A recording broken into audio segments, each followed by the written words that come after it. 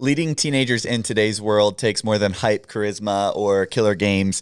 It takes faith, real, raw, daily dependence on God. And that is something that Hudson Taylor knew.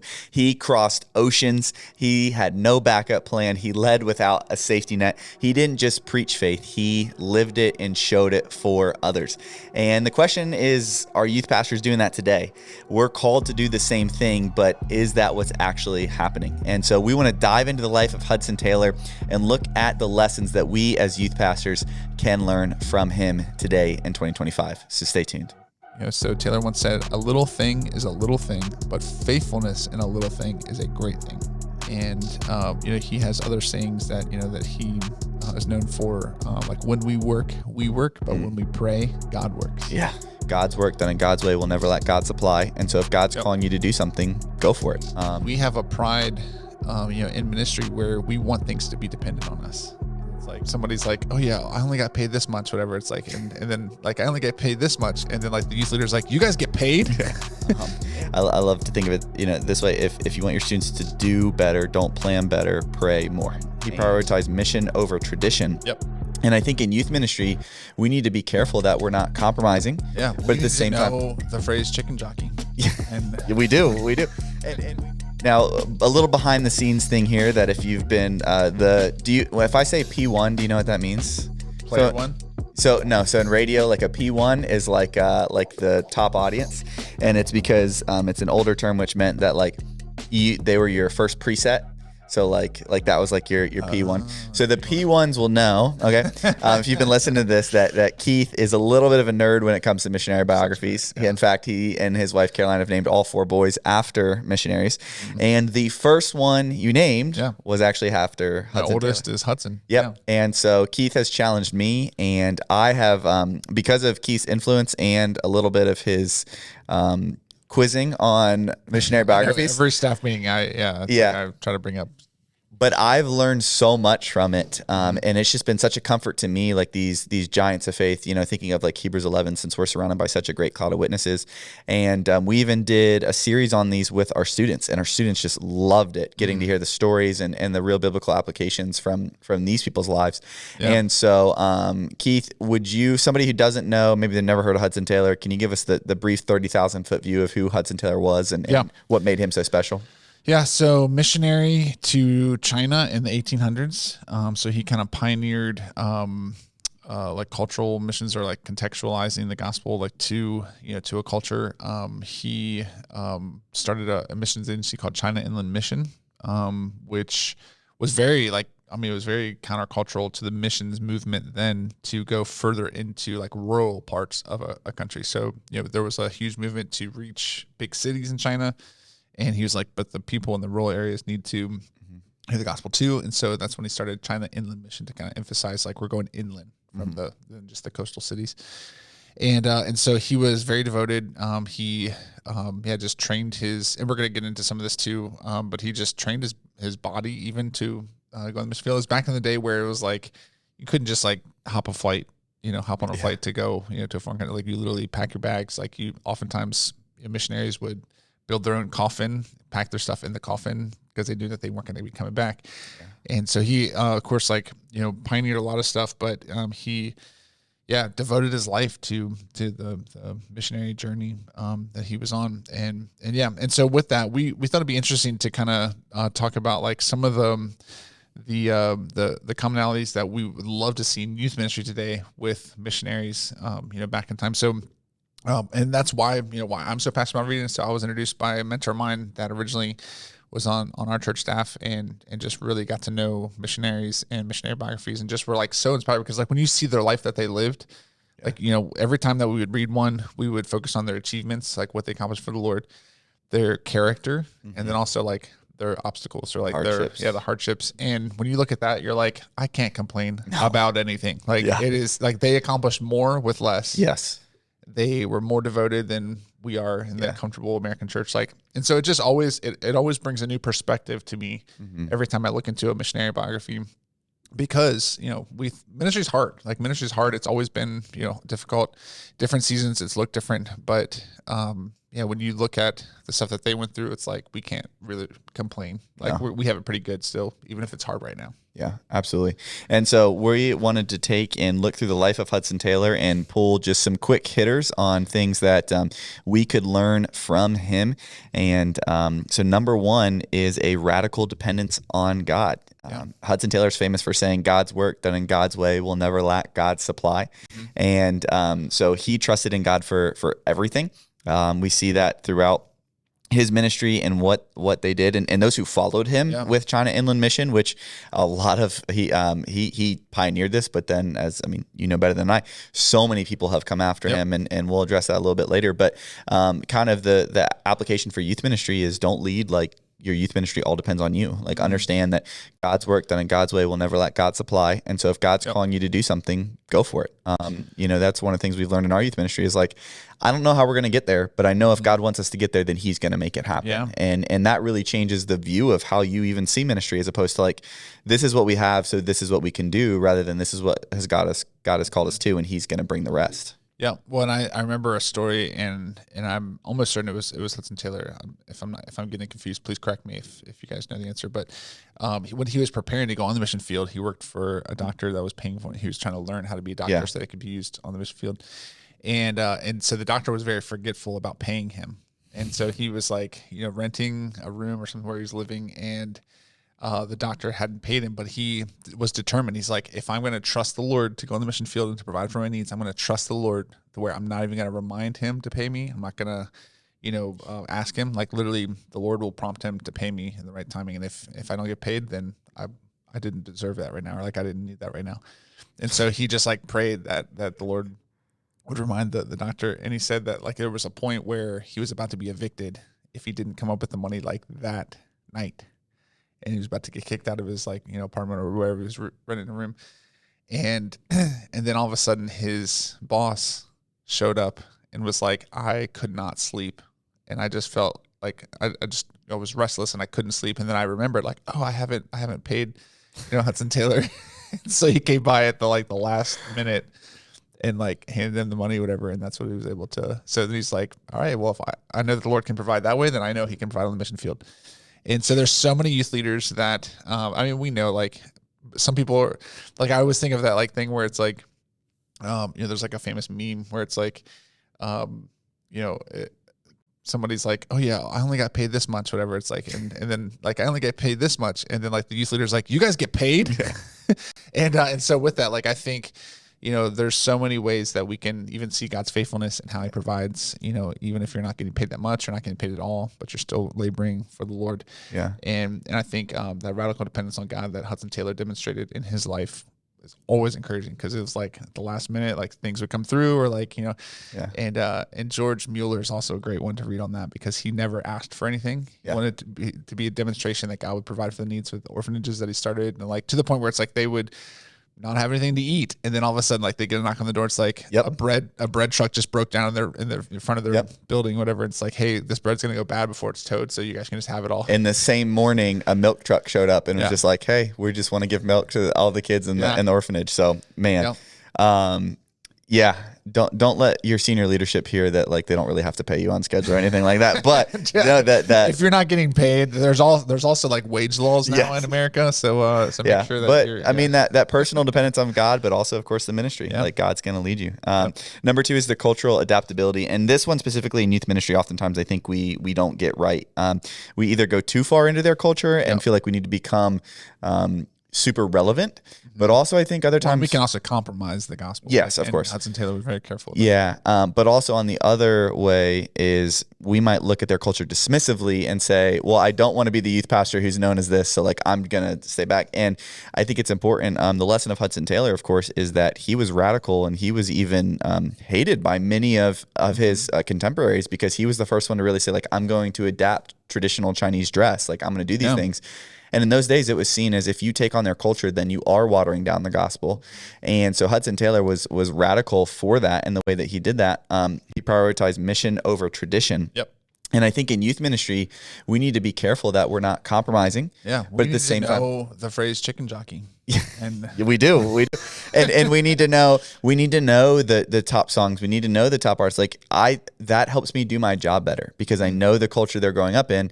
I'm a student of culture. I think we all need to be, but at the same time, we don't water down the gospel for it. But yeah, I mean, he was hated for his dress and his methods. Yeah, well, criticized and made fun of. I mean, like they were like, "Look at this guy!" Like, and it's like, but this is similar, like what Paul's saying. It's like I've become all things to all people, so that I might win some for Christ.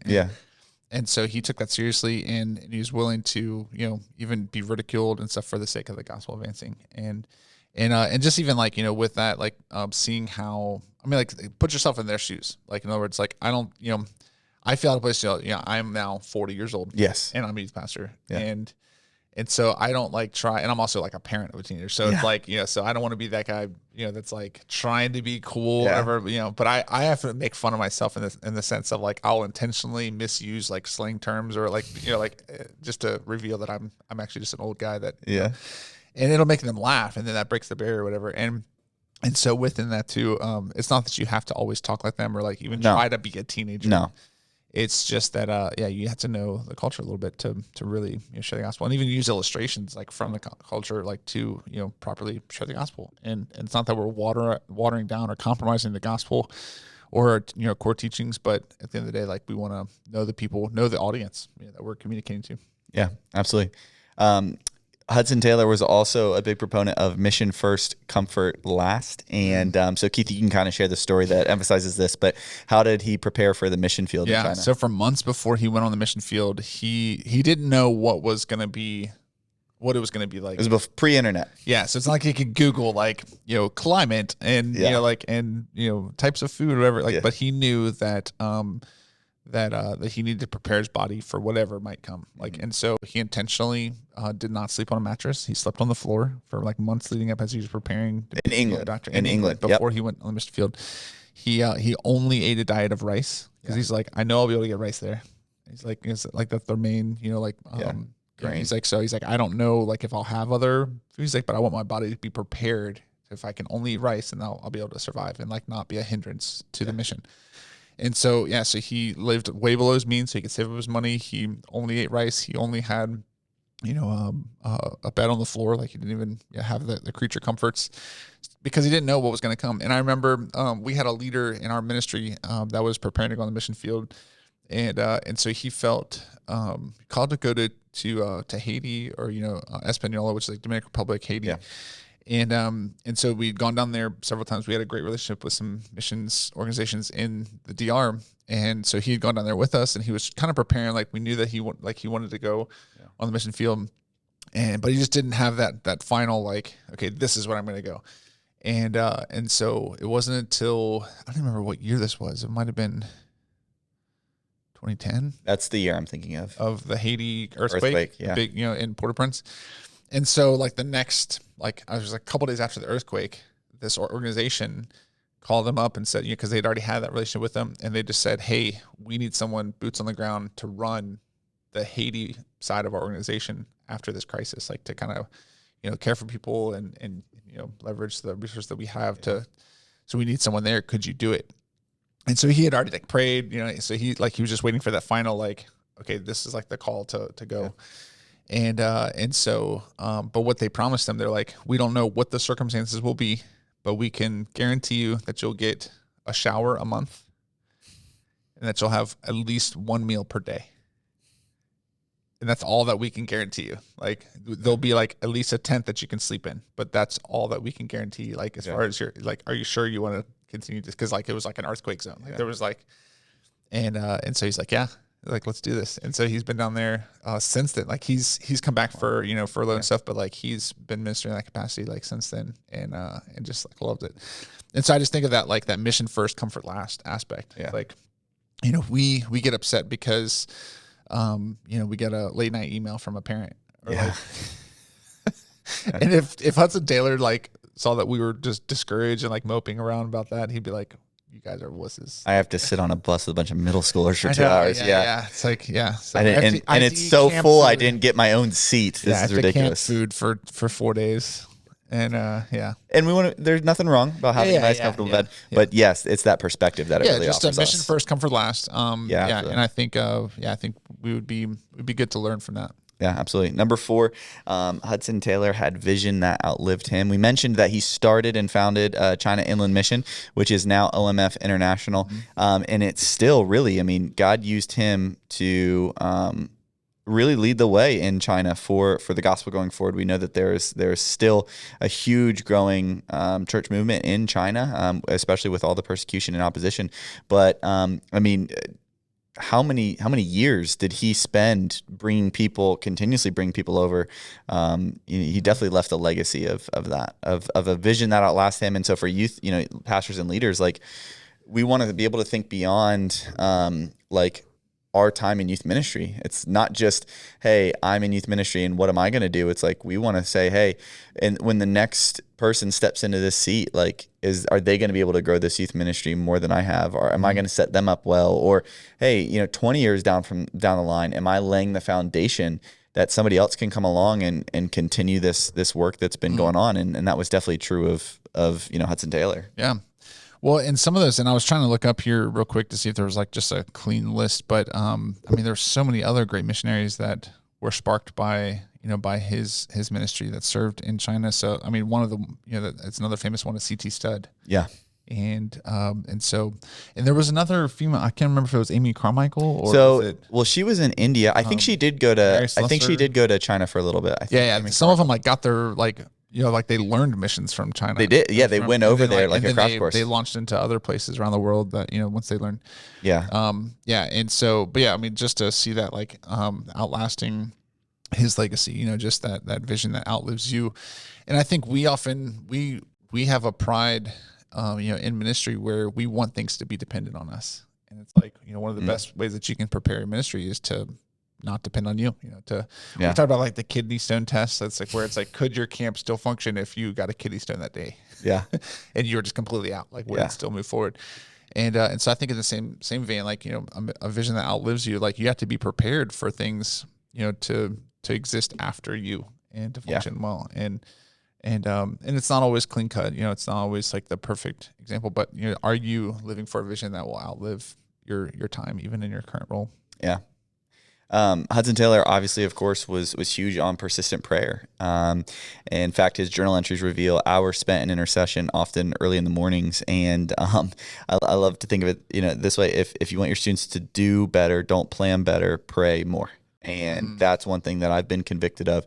Is that's something that I feel like I've done really well at times, and recently I haven't been as great at, because it takes setting that early alarm and getting up. I mean, if you're listening to this and you don't have kids, you might be like, why? But our one son was up at 4 this morning and the other was up at 6. So it's like, and I'm so often just like, I just want a moment of quiet. But oftentimes when I get that moment of quiet, I'm thinking or doing other things than spending time in prayer. Yeah. And that's something that we always understand is like, look, God can do immeasurably more than we could even ask or imagine. So if we really understood, like, why wouldn't we just spend time in prayer and understanding that God goes before us and he makes a way. And that's something that Hudson Taylor obviously understood and utilized to the mission that God gave him. Yeah, that's huge. And this, he wasn't exempt from, having tons of trials, and his faith, even during the trials,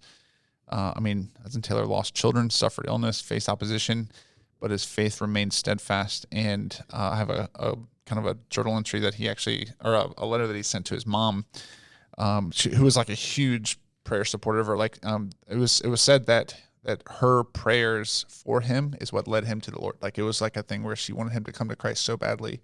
Yeah. She just kept praying for him, and that's how the Lord drew him. Okay, so that's the story where she locked herself in her room and said, God, I'm not going to relent until he trusts Christ, right? Yeah. And so later on, he had tons of frustrations with his own temptations and failures and holiness. But he writes his mom and says, the need for your prayer has never been greater than at present. Envied by some, despised by many, hated by others, often blamed for things I never heard of or had nothing to do with. An innovator, on what have become established rules of missionary practice, an opponent of mighty systems of heathen error and superstition, working without precedent in many respects with a few experienced helpers, often sick in body as well as perplexed in mind and embarrassed by circumstances. Had not the Lord been especially gracious to me, had not my mind been sustained by the conviction that the work is his and that he is with me, I must have fainted or broken down. But the battle is the Lord's and he will conquer. And this was a stage where, there was a crisis that happened September 4th, 1869, and he had entered a new kind of Christian experience where he exalted to one of his associates, "Oh, Mr. Judd, God has made me a new man. God has made me a new man." What happened that day was not ephemeral. I don't know what that word is. Sure. He looked back almost 30 years later, giving thanks for the abiding experience of it. And so he had incredibly difficult days. So because the next year after this experience, where he would say like he just was renewed and like just felt like a new steadfast focus on the mission. 1870 was the most difficult of his life. His son Samuel died in January. In July, his wife gave birth to a son who died 2 weeks later. And then in July 23, Maria, his wife, died of cholera. And then she was only 33. He was 38. He had 4 living children, and as though God gave Taylor the extraordinary experience, not as icing on the cake of conversion, but a way of surviving and thriving in the worst of his sorrows. Well, he also served in China during wars that were going on that he would have to leave China because of these wars and then come back. And that was a constant battle that they would face where Britain and China were actually at war. So how awkward would that be to be the guy who's representing this country who's in there when your own country's at war? Yep. So he lived to see the horrible Boxer Rebellion. Yep. Yeah. Raged against all Christians and foreigners in China in 1900. What was fascinating though, this is an interesting, he said, in his lifetime, Hudson Taylor made 10 voyages to China, which means that he spent between 4 and 5 years in the water in transit. 4 to 5 years traveling to and from China. I suppose that he was a pilgrim here. Over time, his ministry became increasingly global as the ambassador for China and for the China Inland Mission. He was general director from 1865 to 1902 when he handed over the role to Dixon Host. So I mean, even just 4 to 5 years on a boat traveling to and from the mission field. 4 to 5 years of his life spent. That's So when a lot of people died on those journeys, exactly. Yeah. I mean, the odds of just making it there and back 4 and 5 times was So faith through trials and even faith in the waiting. Like, I mean, just imagine being several months like on a boat just waiting. And then finally getting established there, and then a war breaks out, and you got to get home, or whatever. Yep. And then last but not least, he was so devoted to holiness. So Taylor once said, "A little thing is a little thing, but faithfulness in a little thing is a great thing." Yeah. And he has other sayings that that he is known for, like when we work, but when we pray, God works. Yeah. And just a man of prayer. Dream so big that, or dream a dream so big that unless God intervenes, it will fail. Well, and that's kind of what we talk about when we talk about setting a bold vision. Is like is it possible if God doesn't get involved? Because why would we set a vision that is possible without God? Yeah. And when it comes to big things, I mean, at the time of Hudson Taylor's death, China Inland Mission was an international body with 825 missionaries living in all 18 provinces of China. More than 300 mission stations and more than 500 local Chinese helpers, 25,000 Christian converts. Among the better known luminaries who served China with CIM is the Cambridge 7. Oh, yeah. So Here we go. Yeah. So Cambridge 7, which included C.T. Studd, William Borden, James Fraser, John and Betty Stam. Mm-hmm. Today, about 1,600 missionaries work for what is now known as OMF International. But they say, 2015, so this was 10 years ago, marked the 150th anniversary of the mission that Hudson Taylor founded. In 1900, there were 100,000 Christians in China, and today there are probably around 150,000. Or no, I'm sorry, 150 million. 150 million. This is God's work. One plants and other waters, but God gives the growth. Nevertheless, is the work, the fruit of faithful labor. And Hudson Taylor labored longer and harder than most, and that labor was sustained by union with Christ. And so it should look at what is meant for Hudson Taylor today. But Keith, our youth group has grown from 10 to 100. How in the world am I? That's how I feel. Like, I'm like, man, how are we supposed to keep up with this? And the reality, man, goodness. I mean, I've heard this stuff before, to 150 million. I mean, I've heard this stuff before, but even just like every time you go back to it, and that's why it's so valuable, right? Like going back to this and being like, and yet he didn't have the internet. He didn't have a car. Yep. He didn't have, it's like he had the Holy Spirit, and he was just like, this is God's given me all I need. And, man, and just the legacy that he also passed on in those other missionaries as well. George Stott was one of them too. And so just, yeah, I mean, so if you're listening to this, you got to be like, okay, I don't have it that bad. Inspired by Hudson Taylor. I mean, he was, such an impactful person. And in reality, like, not all of us are going to be Hudson Taylors. No. But the reality is that his story can inspire us to really go all in for Christ and to really see that, even through opposition, we can stick through. We can tolerate a lot more if we see, we can tolerate a lot more pain or discomfort, like for the sake of the gospel, when we see other people that have done it so much. Yeah. Well, I mean, if you watch this, I'd encourage you to find your own favorite missionary. Dig into the stories. It's never been easier with what it is. Keith, there's a book, but also it's made into a webpage. 50 Christians. Or 50 people every Christian should know by Warren Wiersbe. Yeah. It's a great one, but also wholesomewords.org. It has tons of missionary biographies. You can check out like shorter ones, and you can even print them off, whatever, and and highlight like different aspects of them. Well, just read them online. And not only are they great to just learn yourself, but they're so great for sermon illustrations or things like that to just show God's faithfulness. And so we hope you guys, by listening to this, are encouraged, and hopefully you start digging into these. It's been such an encouragement to me as I've learned, and Keith has shared these with me. And so we appreciate you taking the time to watch today. Of course, if you're looking for encouragement, resources, and training, the Youth Ministry Mastermind is the place to be. So you can check that out by using the link below. We would love to have you participate in that and just continue to be equipped and challenged to do what God calls us to do in youth ministry. So we appreciate you guys watching today or listening, and we'll see you on the next episode.